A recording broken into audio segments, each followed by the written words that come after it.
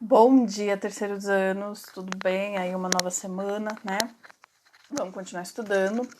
Então, nós já vimos bactérias, reino Monera, os protistas, protozoários e algas, e semana passada os fungos, né? O reino fungi. Nós vamos entrar no reino das plantas, né? No reino vegetal, plantae.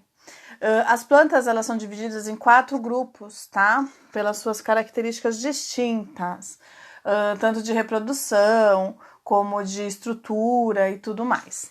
Mas, no geral, todas elas são pluricelulares, não existe planta unicelular, né? As algas são unicelulares, mas a gente viu que tá lá no reino dos protistas.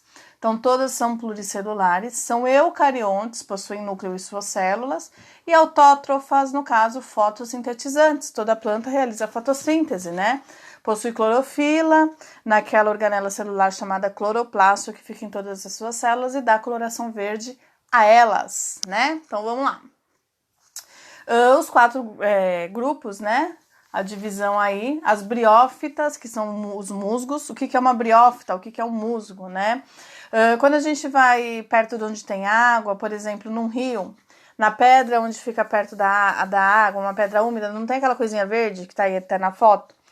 Que só serve para escorregar, que a gente pensa assim, né? Aquilo ali é musgo, tá? São as briófitas.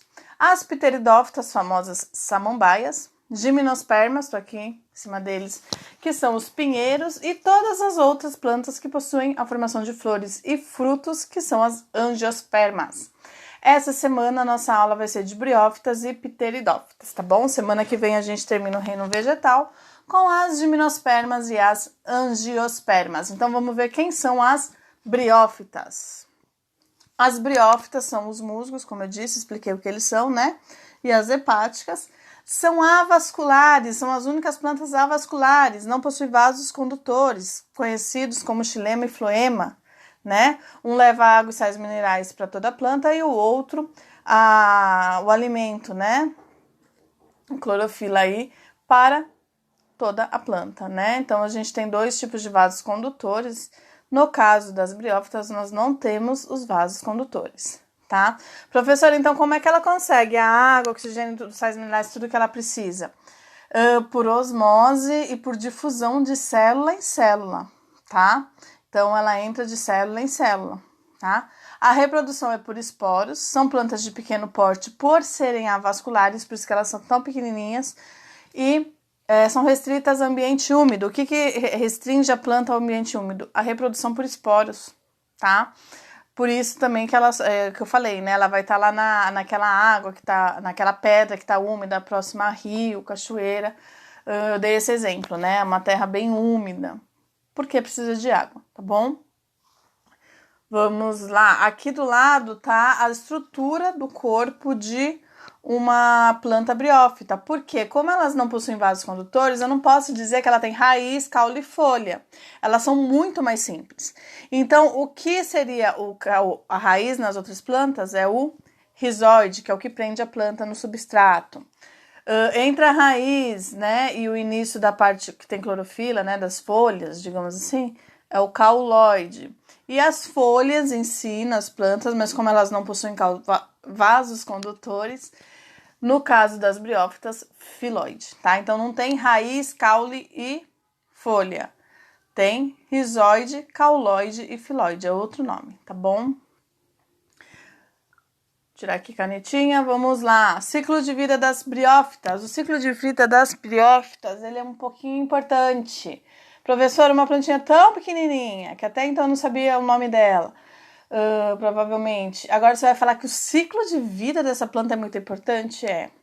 Vestibular adora, tá? Concurso público, ligado, né, à área da biologia, enfim, adora. Por quê? Porque elas vivem como gametas, tá?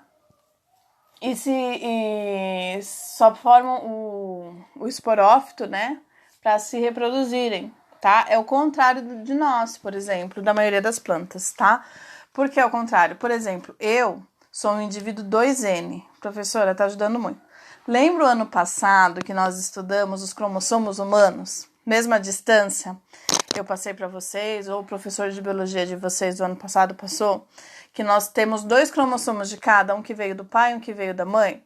No caso dos meus ex-alunos, eu passei até o trabalho, o cariótipo humano, que a gente tem 2 cromossomos número 1, 2 número 2 e assim por diante. Então, nós somos 2N, nós somos diploide, é isso que significa ser um indivíduo diploide, tá?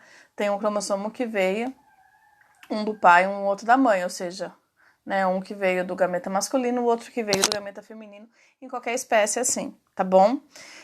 E nós formamos gametas para nos reproduzirmos, no caso as mulheres óvulo e os homens espermatozoides, são os gametas femininos e masculinos. Só serve para reprodução os nossos gametas, não é isso?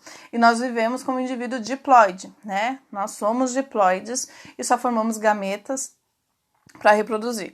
Os gametas, eles possuem metade dos cromossomos, eles são haploides, eles possuem um de cada, né? Porque juntando óvulo e espermatozoide, que tem um de cada um, eu vou ter um indivíduo 2Ns, né? Metade não veio da minha mãe, metade não veio do meu pai. Então é exatamente isso.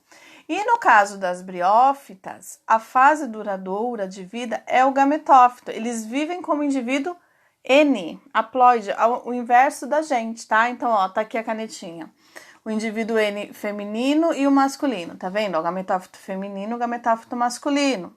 O gametófito feminino tem a oosfera, que é como se fosse o nosso útero, digamos assim.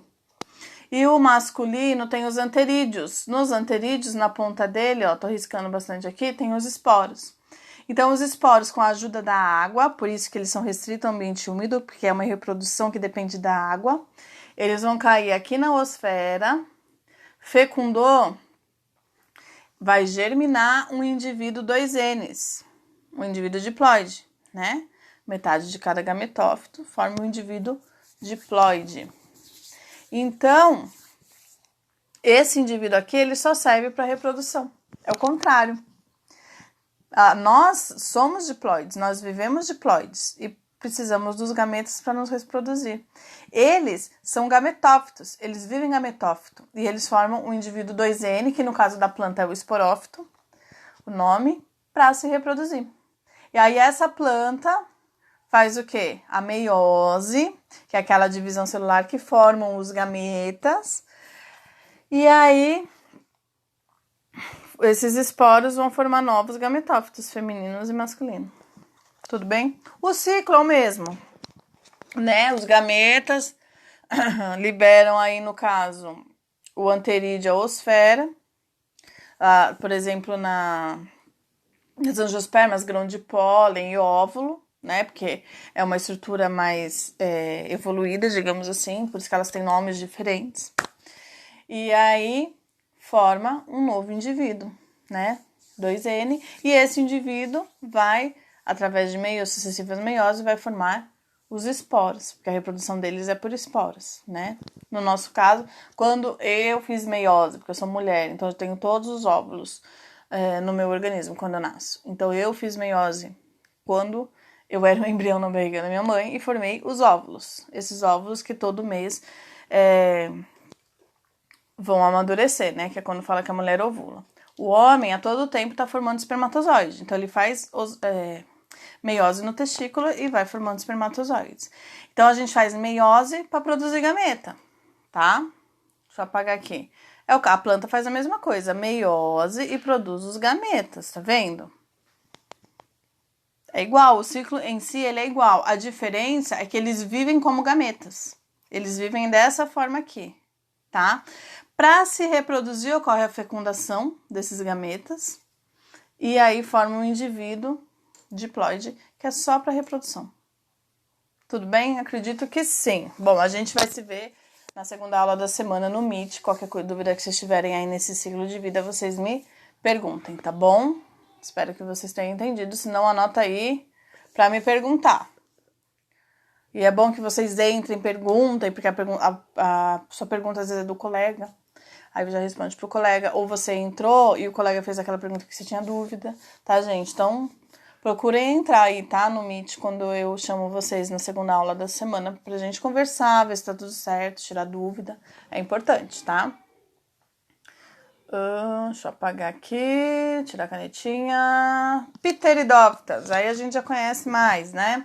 Eu brinco que na casa da vovó sempre tem umas pteridófitas aí ainda mais se ela tiver varanda, aí que tem uma pteridófita mesmo, tá bom? Uma samambaia. São as samambaias iavencas, elas são vasculares, possuem os vasos condutores, xilema e floema, tá? Por isso que elas são maiores que os musgos, né?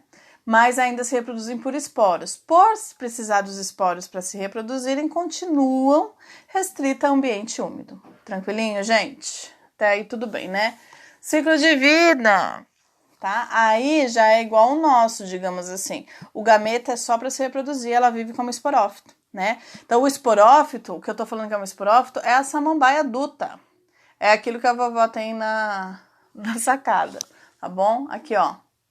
O indivíduo adulto. Esse indivíduo adulto faz o quê? Meiose, sucessivas meioses, no caso da samambaia produzindo esporos, tá? Ó, meiose produz os esporos. Os esporos na samambaia ficam na parte de baixo da folha. Às vezes, quando a gente olha embaixo da folha da samambaia, tem vários pontinhos marrons. Eu tô na frente deles, aqui, ó. Tá vendo, ó? Esses pontinhos marrons são saquinhos cheios de esporos, tá? Que quando eles estouram, a água leva esses esporos para que ocorra aí a reprodução desse vegetal. Tudo bem?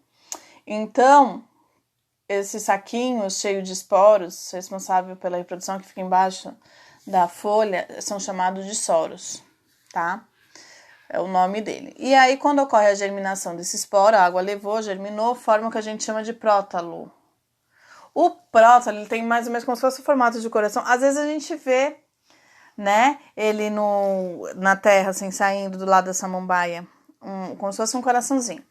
E dentro dele, eu falo que ele é hermafrodita, porque dentro desse prótalo tem o gametófito feminino e o masculino, tá? O feminino onde eu vou ter a oosfera, o masculino o anterídeo, tá? Ocorreu a fecundação do anterídeo na oosfera, forma o zigoto. Esse zigoto ocorre, tá vendo, ó, o prótalo aqui embaixo? Deixa eu apagar tudo para vocês verem melhor. Ó, como ocorre a fecundação nele mesmo, porque ele tem os dois gametas, a planta, o esporófito, começa a sair dele, começa a nascer dele, tá? Quem tem muita samambaia ou vê muita samambaia já pode ter visto essa estrutura aqui e tá se ligando no que eu tô falando, tá? E aí, o esporófito sai aí de cima desse gametófito, onde ocorreu a fecundação, uma nova samambaia, tá? E um novo ciclo. Essa samambaia vai produzir esporos, que vai produzir o prótalo e assim por diante, tá? O que é tão importante aí no ciclo de vida, né, dos vegetais? Principalmente saber que a geração, a fase duradoura de briófita, que a gente viu agora, de gimnosperma e angiosperma, é o esporófito, e a fase transitória só para reprodução é o gametófito, como a nossa. Voltando, ó, tá vendo que é o contrário? A geração duradoura da briófita é o gametófito, ela vive gametófito e produz o esporófito só para se reproduzir, é o inverso.